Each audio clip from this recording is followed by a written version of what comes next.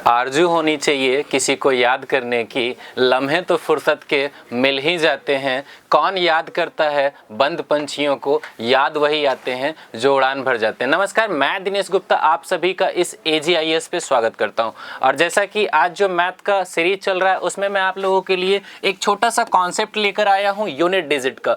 कैसे हम पावर्स के नंबर या कुछ मल्टीप्लिकेशन के नंबर्स का यूनिट डिजिट इकाई अंक फाइंड करेंगे। मोस्ट इंपॉर्टेंट टॉपिक है SSC, रेलवेज, स्पेशली CSAT के लिए भी, जैसा कि इस बार भी CSAT में एक सवाल पूछा गया था। तो आज का हमारा इस कॉन्सेप्ट के साथ आप बने रहें, आप ये सारी चीज़ें सीखेंगे कैसे हम यूनिट डिजिट को फाइंड करेंगे। जैसे मैंने कोई एक एग्जांपल लिया 5 2 3 और इस पे मैंने कुछ पावर रख दिया 4 2 6। अब हमें इसका यूनिट डिजिट बताना है कि यूनिट डिजिट क्या होगा।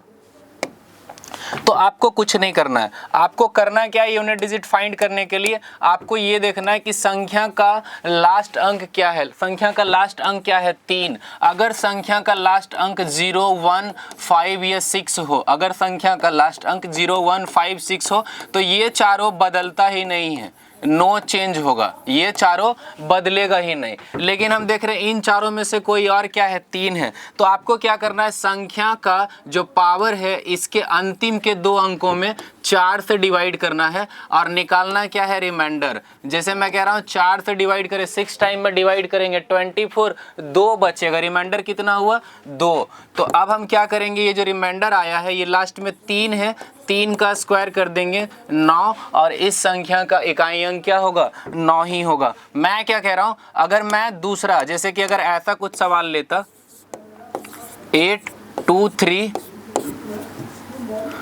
8 2 2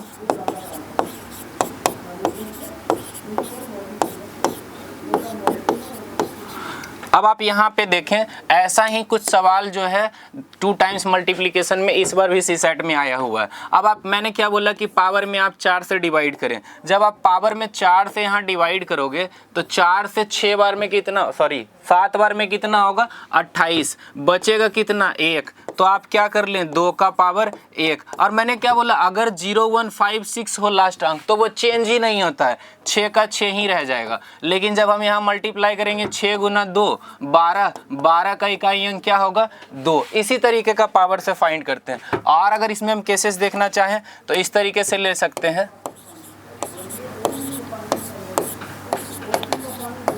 जैसे अगर मैं यहाँ पे डिवाइड करूँ तो यहाँ पे डिवाइड करने का मतलब क्या होगा, आप 4 से यहाँ डिवाइड करेंगे, यहाँ तो बात है कि सर 28 तो 4 से पूरा पूरा कट जा रहा है, रिमाइंडर जो है कुछ नहीं बच रहा है क्योंकि शेष कुछ बचेगा ही नहीं, 0 आ जाएगा।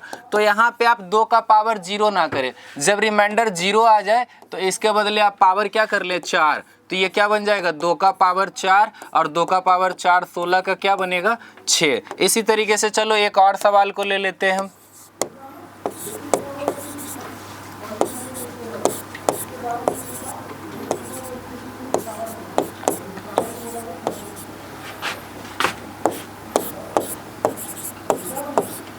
अगर इसे हम सॉल्व करें तो हम यहाँ अगर 4 से डिवाइड करेंगे तो रिमाइंडर क्या आएगा 0। लेकिन मैंने क्या बोला, जब 0 आ जाए तो इसके बदले आप पावर क्या करेंगे 4। तो यहाँ क्या होगा 4 का पावर 4 और 1 तो चेंज ही नहीं होता। मैंने बताया था 0 1 5 6, अगर इन चारों में से कोई एक रहा तो वो चेंज ही नहीं होगा। तो 4 का पावर 4 और ये 1 का ये 1 ही आ जाएगा। लेकिन 4 का पावर 4 जो है वो 256 होता है।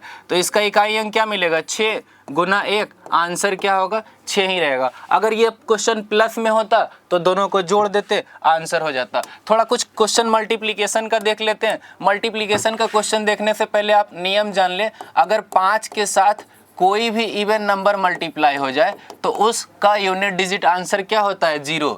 अगर 5 के साथ ओनली ऑड मल्टीप्लाई हो, सिर्फ क्या ओनली ऑड, सिर्फ विषम संख्याएं मल्टीप्लाई हो तो उसका आंसर 5 ही होता है। लेकिन 0 इंटू समथिंग अगर कुछ भी हो जाए तो उसका आंसर क्या होता है 0। जैसे अगर मैं बात करूं कि सवाल ऐसा होता कि 91, 92, 93 इसी तरीके से ये मल्टीप्लाई हो रहा है 99 तक, इसका यूनिट डिजिट बताएं। तो हम बोल रहे हैं क्या बीच में जो है वो 95 भी आ जाएगा क्या? तो बीच में तो 95 भी आएगा। 95 का मतलब 5 मिला और 5 के साथ कोई एक इवन मिल गया, जैसे 92 भी मिल रहा है, बीच में 94 भी आएगा। तो यहाँ पे क्या हो जाएगा, 5 के साथ अगर इवन नंबर मिले तो आंसर क्या हो जाता है, 0। अगर ऐसा क्वेश्चन हो कि क्वेश्चन 101, 102, 103 इसी तरीके से ये कंटिन्यू क्या करे 199 तक मल्टीप्लाई कर दे, तो आप एक बात बताओ,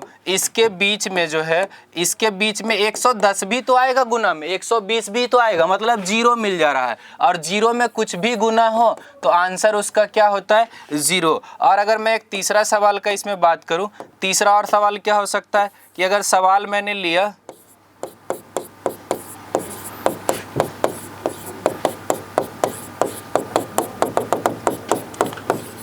अगर आप देखते हैं तो इसमें क्या 101, 103, 105, 107 तो ये सारी विषम संख्याएं हैं, ऑड नंबर्स हैं। लेकिन 5 मिला ना, 5 के साथ कहीं भी ओनली ऑड, सिर्फ ऑड ही ऑड मिले, तो ऐसे क्वेश्चन का आंसर क्या होता है, 5 ही होता है। तो इसका इकाई अंक क्या रह जाएगा, 5 ही रह जाएगा।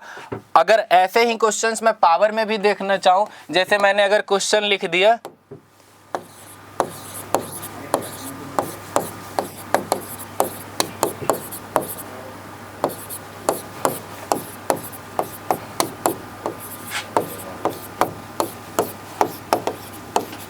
तो आप एक बात बताएं, इस क्वेश्चन को हम पावर से ब्रेक करके भी सॉल्व कर सकते हैं, लेकिन आप एक बात बताओ, इसका इकाई अंक क्या है, 5, और इसका इकाई अंक क्या है, इवन है ना, तो 5 गुना इवन, आंसर क्या हो जाएगा, 0। आप पूरा भी सॉल्व करेंगे आंसर क्या आएगा, 0 ही आएगा। या फिर मैं कोई और सवाल ले लूँ,